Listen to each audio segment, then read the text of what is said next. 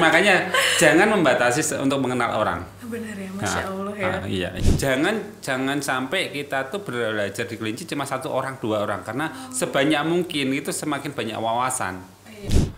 Yang penting tetap semangat, nggak boleh menyerah dalam keadaan apapun. Dalam artian kita mengeluarkan energi positif kita untuk bisa maju, jangan sampai kita energi kita menjadi negatif.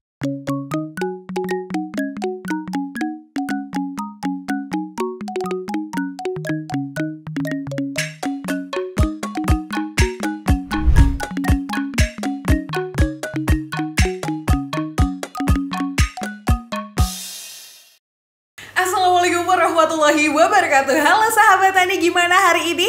Mudah-mudahan sehat selalu, bahagia selalu, sukses dalam proses menjalani kehidupan. Nah, ngomongin soal hewan satu ini yang lucu satu ini, kayak kita harus ngobrol sama salah satu orang yang terkenal, ya kan, di daerah Bantul yang ternaknya, ternak kelinci yang lucu banget. Dan kita harus tahu seluk-beluk mengenai kelinci lewat Mas Husono. Halo, Assalamualaikum. Waalaikumsalam warahmatullahi wabarakatuh. Bagaimana kabarnya ini Mas Husono? Oh, dengan kabar baik sekali. Alhamdulillah. Aktivitas hari ini apa aja nih?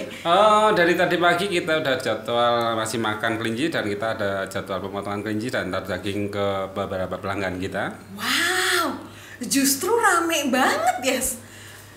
Ya setidaknya mengalami penurunan sebelum adanya PPKM. Oke.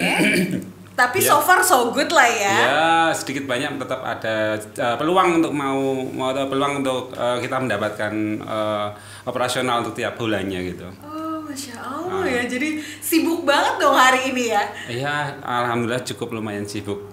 Alhamdulillah. Dan ini nih, sahabat Tani, kalau ngomongin segmen mengenal lebih dekat dengan sosok inspiratif, rasanya kurang nih kalau Feby tidak mengetahui perjalanan hidup dan masa kecil dari Mas Husono. Itu perjalanannya seperti apa sih, Mas? Kalau boleh tahu lahir di mana? Ini mau tahu rahasia dari sejak kecil ini. Nah, mau tahu tentang sejarah sejak kecil. Aduh. Oh iya toh, kadang kan apa yang kita alami pada saat kecil itu mempengaruhi apa yang sedang kita kerjakan hari ini. Betul sekali ya, betul sekali. Di masa kecil kita juga kadang-kadang kita mengingat ya di masa kita kan lahir di Kota Bantul. Oh memang asli Bantul. Asli Bantul, Ponggok 1, Ponggok 2 ya. Awalnya saya Ponggok 2. Okay. Terus sekarang pindah di Ponggok 1. Okay. Nah, terus memang kita di Perkelincan kita ada banyak sejarah, dalam artian masa kecil kita juga mengingat di mana masa kecil tersebut ternyata saya masih suka pasaran. Nah, kalau masa kecil anak suka dodolan. Nah, dodolan pasaran. Ternyata itu ada berpengaruh di posisi dewasa sekarang ini. Di samping itu kita buka di pelajaran SD, SMP, SMA, itu ternyata mata pelajaran yang paling banyak itu yang saya minati itu matematika. Nah, di situ ternyata ada rumus jual beli. Nah, di situ kita berkembang biak lagi ke berikutnya. Oh, temen Jeremy Polim. Bukan itu banget. Tapi suka banget sama matematika. Ya, sedikit banyak suka. Dan arti hitungan antara jual beli dan keuntungan dan yang lain, antara untung dan rugi, dan itu kita pelajari. Jadi dipelajari hingga akhirnya terpakai hari ini gitu. Betul sekali. Ya, lahir di Bantul waktu itu SD, SMA juga di mana itu? Mas Husono. Saya SD di SD Trimulyo. Oke. SMP-nya saya di MTS Meragung. Oke. Terus SMA-nya saya di MAN Wonokromo. Wonokromo. Ya. Berarti masih daerah Bantul-Bantul juga. Iya, jauh dari tempat tinggal. Oke. Dan setelah lulus SMA itu kan sempat ada Feby research dulu nih tentang Mas Husono gitu kan, cari-cari informasi, kayak pernah dulu tertarik untuk ke luar negeri. Oh iya, saya mengalami fase untuk sebagai kuli bangunan di Jakarta itu selama 5 tahun, tapi kayaknya kurang. Lulus SMA? Iya, lulus SMA. Ke Jakarta? Iya, ke Jakarta, tapi nggak ada kemajuan. Terus saya masuk ke Malaysia, itu selama 5 tahun, 2003 sampai 2008. Nah, setelah pulang dari Malaysia itu saya bingung juga mau buat apa gitu loh. Terus akhirnya keinginan saya untuk pergi lagi ke Korea. Tapi di perjalanan kursus bahasa Korea, saya tertarik di kelinci. Nah, di kelinci tersebut ternyata ada hasil. Kenapa kita pergi ke Korea gitu loh. Bentar nih ya, penasaran banget. Waktu pas lulus SMA Jakarta terus akhirnya ke Malaysia itu waktu itu kerja kerja sebagai kuli bangunan juga, sama juga di Malaysia. Terus akhirnya tidak lanjut gitu, tidak berlanjut lalu ke Korea waktu itu. Rencana ke Korea, tapi belum ke Korea. Baru kursus bahasa Korea. Nah, di situ saya tertarik di kelinci. Jadi belajar bahasa Korea sama memelihara kelinci. Ternyata yang sampingan di bahasa Korea saya nggak lolos di tes KLPT. Terus akhirnya saya tetap melanjutkan di hobi saya tersebut. Ternyata ada hasilnya. Kenapa kita cari yang lain kan gitu loh? Oh iya, kadang kita nggak sadar di sekeliling kita tuh penuh banyak peluang dan potensi yang ada ya. Bener sekali. Waktu ke Korea itu kepikirannya sebagai kerja apa waktu itu? Ya paling kerja di bangunan juga. Tapi pengennya seperti itu. Ya kita tetap pengen cari wawasan sebanyak mungkin. Tapi berpikir kenapa kita harus pergi jauh-jauh yang di Indonesia aja banyak kerjaan kan gitu loh. Iya bener juga ya. Padahal tadi waktu bilang mau kursus Korea aku udah mau ngomong annyeonghaseyo karena tahu cuma itu doang. Iya betul. Sampai sekarang cuma annyeonghaseyo ya kita. Annyeonghaseyo tahu nggak? Ya kan kalau percakapannya segala macam nggak paham karena kan tulisannya itu tulisan kanji ya. Apa sih? Iya tulisan yang kayak gitu. Oke, akhirnya di kelinci. Pada saat itu kenapa kepikiran sambil kursus sambil kelinci juga, Mas? Karena di posisi kursus bahasa Korea kan ada fase kita menghafal dan mengingat kan nggak mudah. Fase stres kan kita larinya ke kelinci. Ternyata saya berpikir, lah ngapain kita harus susah-susah yang simpel-simpel aja kita pun bisa kok. Kenapa kita harus coba susah-susahan gitu loh. Terus kita juga mengingat di masa kecil kita pernah meminta kelinci sama orang tua. Pernah buat orang tua tuh kesel gitu loh. Nah, di posisi seperti tersebut saya menginginkan membuktikan di masa kecil saya itu nakal minta kelinci, sekarang bisa menghasilkan kelinci, kita bisa makan dari kelinci, kita menghasilkan usaha-usaha di kelinci gitu aja. Oke, jadi anaknya Mas Susono tuh udah gak kayak kita zaman dulu gitu loh Mas ya kan? Betul. Aku mau kelinci, nunggu rezeki ya, nunggu rezeki. Malah sekarang jadi pembawa rezeki ya. Betul sekali. Masya Allah. Iya. Tapi kalau dari ngobrolin tentang peternakan kelincinya Mas Susono itu berdiri itu tahun berapa waktu itu? Kepikiran udah mulai fokus gitu? Untuk mulai fokus di kelinci itu sekitar 2008. Tapi sebelum di masa SD, saya kan pernah kelinci dari tahun 87-89 pernah beli kelinci. Tapi saat itu kan nggak tahu penjualannya dan yang lainnya, nggak tahu tentang ilmunya. Tapi setelah dewasa di usia 30-an tahun kita mempelajari bagaimana proses fase pasar kelinci, bagaimana kita harus cari hasil dari kelinci itu bagaimana, kita pelajari ilmunya tersebut, akhirnya sekarang bisa menjadi di kelinci itu bisa berjalan sampai sekarang. Berjalan sampai sekarang, ya, sukses, alhamdulillah lancar juga, barokah ya. Masya Allah. Karena kalau orang yang tahu tentang peternakan kelinci Mas Susono nih kayaknya nggak ini ya, kayak nggak rugi karena mereka juga bisa belajar banyak dari Mas Susono dan Mas Susono bisa berbagi ilmunya gitu kepada mereka-mereka yang ingin belajar peternakan kelinci. Iya, di sini kita memang selalu untuk terbuka untuk semua umum, kalangan umum dari SD, SMP, SMA, bahkan orang-orang yang sudah kuliah, kita sharing berbagi berpengalaman untuk menambah wawasan, dalam artian kita kalau bisa bukan apa ya, dalam arti kita mau maju bersama kan gitu. Oke. Kalau sekarang tuh peternakan Mas Susono tuh lebih kepada daging kelinci atau kepada buat pelihara aja? Atau dua-duanya justru? Kita bermain dua-duanya, antara daging juga antara hias. Oh ya hias, ya dipelihara tuh hias. Iya, jalan dua-duanya ya. Iya, dua-duanya kita main karena kalau nggak dapat hias ya dapat yang daging kan gitu. Oh iya benar juga ya. Jadi semakin luas gitu betul, ya. Betul. Oh, tapi kalau peluang nih, peluang dari prospek bisnis peternakan kelinci itu bagaimana di Yogyakarta dan sekitarnya? Kalau peluang sangat banyak sekali ya, tergantung kitanya saja, kita mau mengenal atau enggak, mau mempelajari atau tidak. Kalau kita mempelajari itu benar-benar luar biasa, kita bisa dikenal orang, kita bisa mengenal orang, dan kita bisa bermain antara perlengkapan kelinci, terus apa yang dibutuhkan kelinci, terus manfaat-manfaat daging kelinci kan bisa dimainkan. Di situ kan sebenarnya banyak sekali peluang, cuma kalau pribadi saya hanya memainkan perputarannya. Perputarannya itu dalam artian kita bisa menjual dari per bulan itu sekian sampai sekian gitu, misalnya 300 sampai dengan 500 ekor. Itu kalau kita memainkan semua kita nggak mampu, tentu ada biaya masing-masing. Gitu ya, seluas itu. Emang kalau daging kelinci tuh kandungannya apa? Karena kan mohon maaf ya Mas Susono, karena kan kelinci tuh lucu banget kan. Jadi kalau buat makan tuh agak gimana gitu. Tapi sebenarnya kandungan yang terkandung dari daging kelinci itu seperti apa sih Mas kalau boleh tahu? Kalau masalah kandungan daging kelinci kayaknya saya nggak begitu tahu banyak, tapi setidaknya banyak karena protein lemaknya rendah. Di samping itu ini sangat bagus sekali, kalau menurut saya sangat bagus sekali untuk kecerdasan. Di samping itu kan kecerdasan otak gitu kita ya. Soal mitos atau tidak atau apa itu namanya yang kelas orang mau program hamil itu juga kayak pakai daging kelinci juga ada kan. Yang sering dibaca aja di Google kan. Baru tahu Feby biasanya.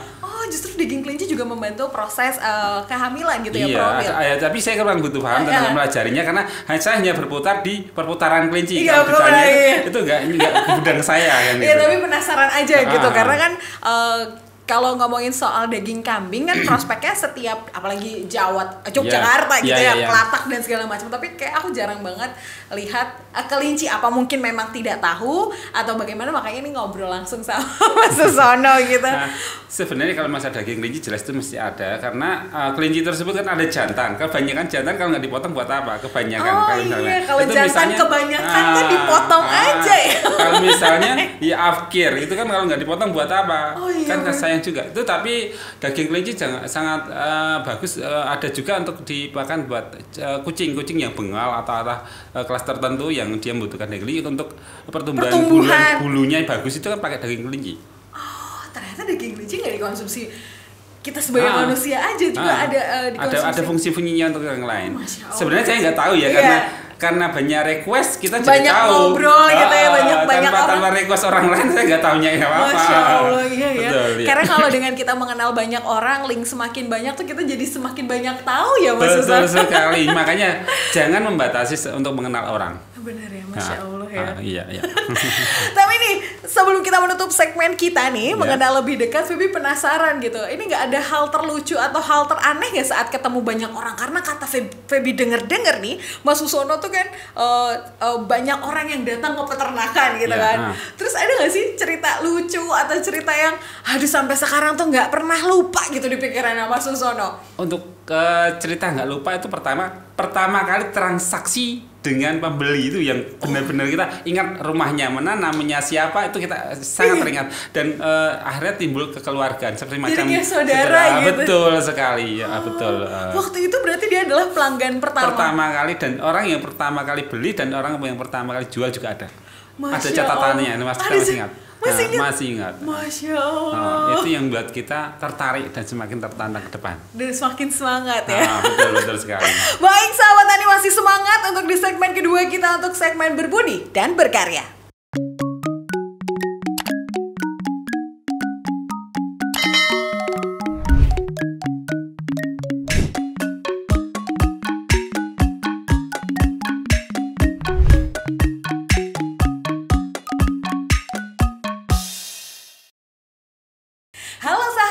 Penasaran dong kelanjutan kita nih ngebahas tentang ternak kelincinya Mas Susono.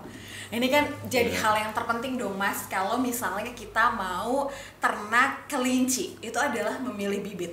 Iya, betul sekali. Bibit yang bagus untuk pelihara dan untuk dijadikan daging itu seperti apa ya Mas, boleh dijelasin? Untuk pemilihan bibit itu biasanya kalau saya memilih pertama percepatan untuk tumbuh tubuh besar. Biasanya kan pengamatan di body itu terus di usia 2 bulan itu biasanya kelihatan antara yang bagus apa enggak. Itu pertama. Justru pas pada fase dia umur 2 bulan. Betul. Okay. Di samping itu kita juga lihat antara jantan sama betinanya, induk sama jantannya. Jadi bibit yang bagaimana juga kan gitu. Setelah itu kita lihat posisi gigi, kaki, tangan dan yang lainnya, harus ada sistem perabaan, ada sakit ataukah tidak. Dalam artian nanti ada timbul parasit yang akan tumbuh apa enggak. Kan ada juga yang model tumbuh hidropolus atau penyakit yang kayak daging tumbuh di kawasan tubuh. Makanya harus sistem perabaan. Itu yang jadi dilihat betul-betul, diraba betul-betul. Iya, betul.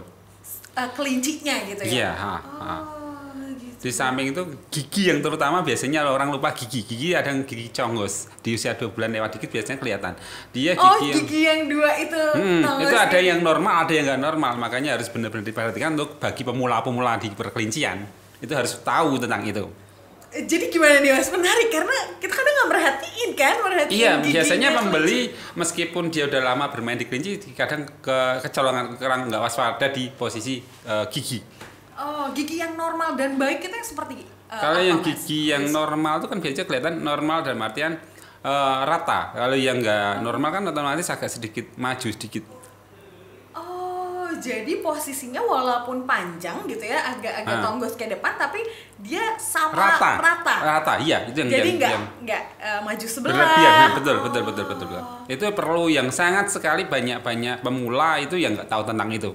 Karena itu mempengaruhi apa, Mas Usono? Mempengaruhi pertumbuhan karena nanti di posisi dewasa makanya kan susah. Oh iya ya, Iya itu. justru gigi ya. Iya, makanya nggak berpikir. Saya yakin banyak sekali pemula yang ataukah yang udah lama bermain pun kecolongan di masalah gigi. Masalah gigi ya? Iya, sering sekali dan itu sudah pengamatan dari 100 itu mungkin 70 hingga 80 orang itu banyak kan nggak waspada di posisi gigi. Karena nanti berefek ketika dia sudah besar, semakin dewasa akan mempengaruhi proses dia makan iya, gitu. Betul sekali, iya. Ngomongin soal makan ya, Iya. penasaran nih kelinci. Iya. Kalau yang Feby tahu di cerita-cerita buku anak kecil, kelinci tuh makannya wortel. Iya. Nah itu sebenarnya makannya memang wortel, apa bisa diberi makanan lain atau itu hanya sebagai apa ya, kayak stigma aja gitu? Kalau untuk masalah wortel bisa dikasih wortel. Oke, nggak masalah Nggak berarti? masalah, Nggak karena masalah. kelinci itu banyak sekali makanan yang dimau. Tapi untuk pribadi saya kan Iya. saya pakai hijauan. Oh, Terus hijau-hijauan. pagi hijauan, sore hijauan, malam baru kita komboran. Tapi ada juga Komboran? yang komboran itu polar sama kleci. Polar sama Ya, kleci. di toko pakan ternak biasanya Oh, ada ya? tersedia. Oke, Tapi oke. kalau untuk zaman sekarang kan ada yang model simple atau kemodernan jadi pakai pelet. Oh, pakai pelet juga? Iya. Oh iya. Untuk pelet kan, kalau pelet nggak begitu susah. Dan artian tetap dia kasih pakan cuma pagi sama sore. Terus kasih minuman tapi pakai nipel kan gitu. Tapi kalau untuk hijauan biasanya pakai hijauan kering yang sudah di oven. Oh, jadi di oven dulu gitu Iya, ya? itu ada rumputnya namanya oakboy atau hai. Oakboy itu yang Oakboy? merek rumput kering gitu. Oh, ya, rumput kering. Iya.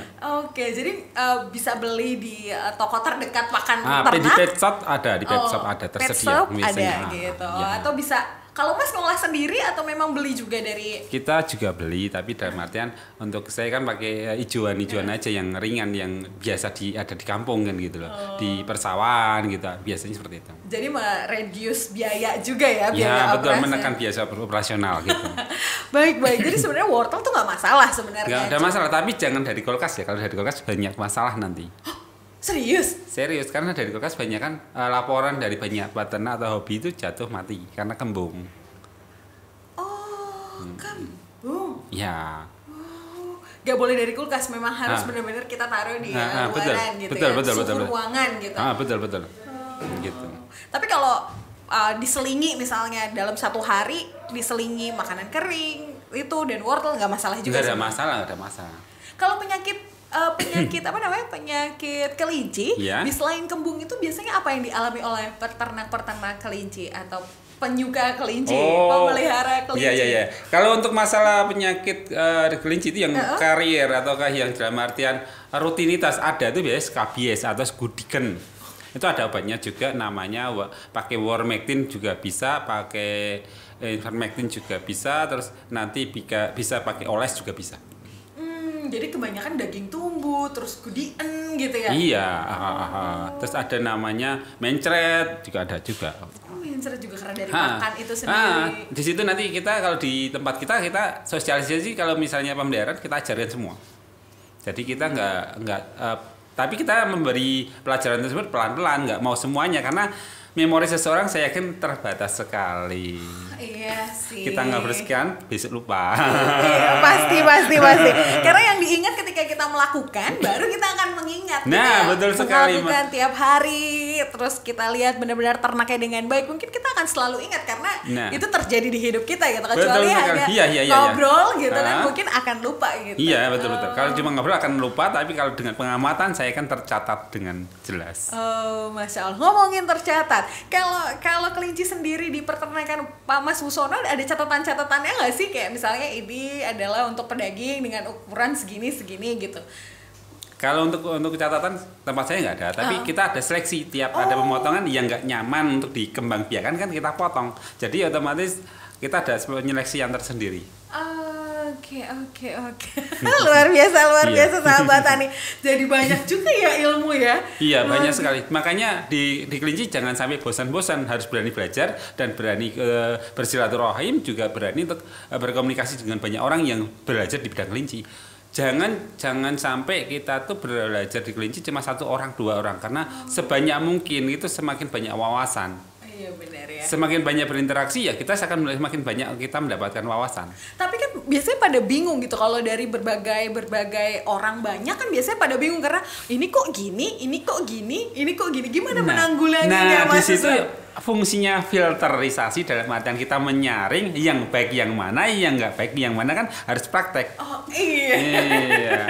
Katanya dia begini, kok nggak sama. Akhirnya kan kita harus menjadi mana yang nyaman buat kita, gitu.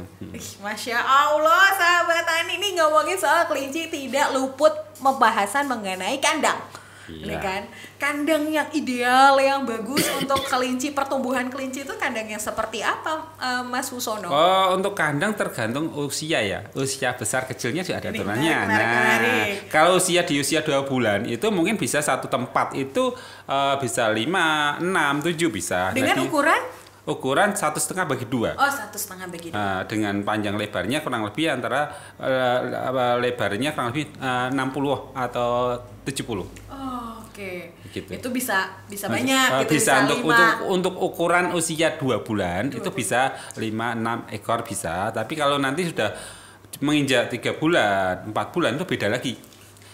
Di 3 bulan itu paling enggak nanti sudah berkurang. Jadi diparuh lagi. Dari tadi misalnya 6 harus jadi 3, dibagi 3 ekor. 3 ekor. Terus nanti setelah dewasa lagi persempit lagi 1 ekor, tapi dengan segmen dan nanti kandangnya diperkecil lagi. Nggak terlalu luas banget gitu. Kayak di awal gitu ya, pada saat usia 2 bulan. Di usia 5 bulanan itu paling biasanya ukuran kurang lebih panjang 70, terus lebar 30 bisa. Oke. Biar ruang gerak nggak begitu banyak, biar cepat gede gitu ya. Nah, nanti udah siap untuk kawin baru kita kawinkan. Nah, siap untuk kawin itu di usia kelinci berapa bulan atau? Untuk kelinci siap kawin itu sekitar 7 bulan, 6 bulan juga bisa, tapi lebih nyamannya 7 bulan, 9 bulan. Iya. Oke, itu dia udah nyaman, sudah siap gitu ya. Kalau rahim udah siap kan nyaman untuk siap kawin. Tapi kalau belum siap rahimnya ya gimana mau kawinnya jadi anak? Iya bener sih.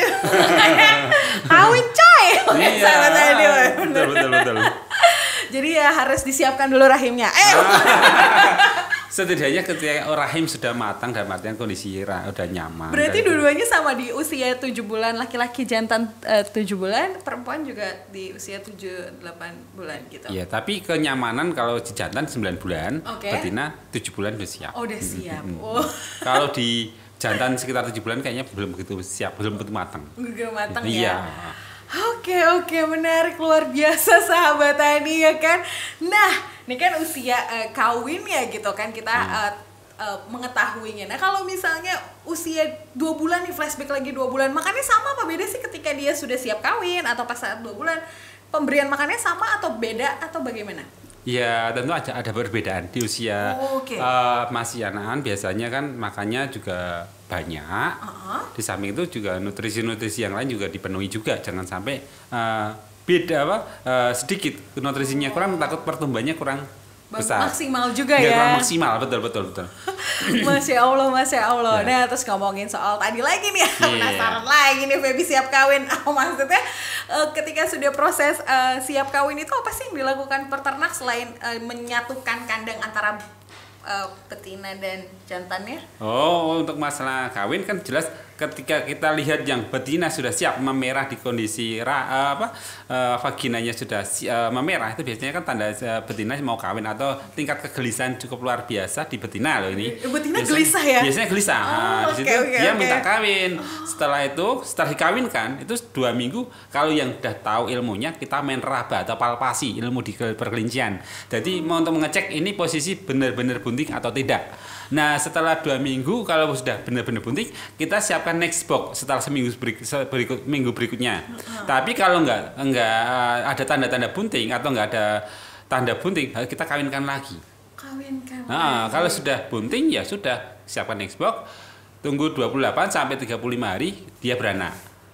Nah, kalau misalnya biasanya 28 sampai 35 hari udah beranak. Jadi diraba, jadi ketahuan gitu kalau dia hamil tuh ketahuan gitu. Kalau udah 2 minggu dia kita raba sudah ketahuan dia bunting atau tidak. Lewat perutnya. Iya, kawasan rahim. Kalau udah yang belajar harus proses lama. Benar. Ini yang jelas kan harus main ke kandang itu lebih nyaman lagi dan kita akan tahu. Siap sahabatan, nanti kita akan main ke kandang dan main juga untuk belajar lebih lanjut untuk segmen selanjutnya keresahan milenial.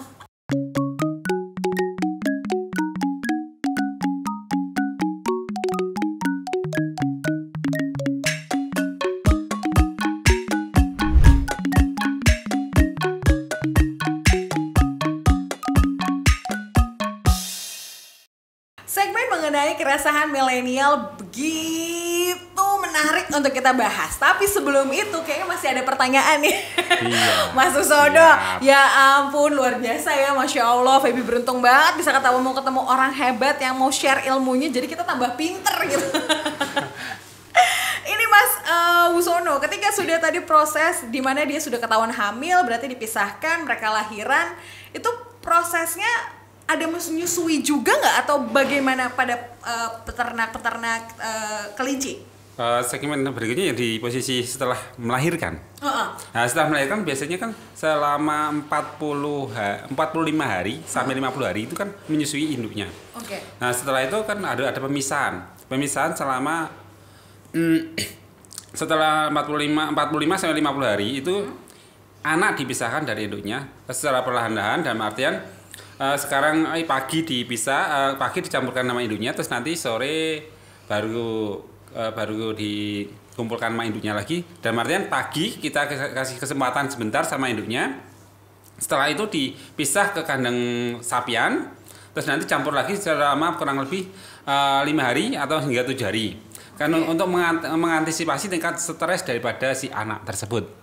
Nah, setelah fase tersebut, induk tersebut kita kasih istirahat kurang lebih 10 hari atau 1 minggu. Istirahat dulu. Istirahat setelah menyusui kan biar pemulihan di kondisi fit. Ya, betul fitnya. Nah, setelah itu baru kita pengecekan di kelamin betina tersebut siap untuk dikawinkan apa belum. Usia produktif untuk kelinci itu sampai berapa tahun? Usia produktif di kelinci kalau di kandang kita kurang lebih antara 5 tahun hingga 7 tahun. Baik. Iya. Tergantung pemeliharaan loh ini. Kalau pemeliharannya nggak bagus ya otomatis mengalami penurunan di produktivitas. Itu mempengaruhi ya? Iya, harus perawatan juga penting. Perawatan apa nih yang selain penting? Dalam artian ya perawatan makan itu terjamin, masalah kesehatan juga diperhatikan, masalah sakit dan tidaknya harus ada pengamatan juga, di perhatiannya juga ada gitu. Mungkin kurang gizi atau mungkin karena ada cacing, ada pengobatan yang harus kita benar-benar kita masukkan ke kelinci tersebut. Nggak beda sama dengan orang loh. Kalau orang kurang perawatan juga karena itu kan cepat tua loh. Bener juga, ngomongin soal orang nih kan, kelinci sendiri tuh karakternya seperti apa sih? Soalnya ada beberapa majalah ada majalah atau beberapa signature kalau kelinci itu emang seneng banget nih sama perkawinan. Apakah betul kelinci memang karakternya suka banget kawin gitu? Untuk kelinci yang jantan itu biasanya suka kawin, jelas ya. Kalau kelinci jantan nggak suka kawin, siap potong aja gitu. Jadi daging sate aja gitu ya. Jadi di kelinci tersebut perbandingannya antara 1 sampai dengan 7 ekor. Jadi kalau kelinci wajib poligami, kalau yang lain nggak tahu. Serahkan kepada ini seneng banget ada yang ketawa kameramen ya. Mau poligami loh. Habis ini ribut sama ibu negara. Oh iya, aduh terus mungkin sahabat tani juga yang sedang nonton pasti juga kepikiran nih kandang kelinci kan ada limbah kotorannya tuh. Oh iya, ya kan? betul. Bagaimana mengatasi limbah kotoran yang berbau misalnya, atau ada cara teknik khusus agar tidak berbau misalnya? Untuk teknik di kandang kita untuk mengantisipasi tentang masalah bau dan tidaknya itu biasanya karena tempat kita itu terbuka, itu pertama. Kedua, di bawah alasnya itu tanah.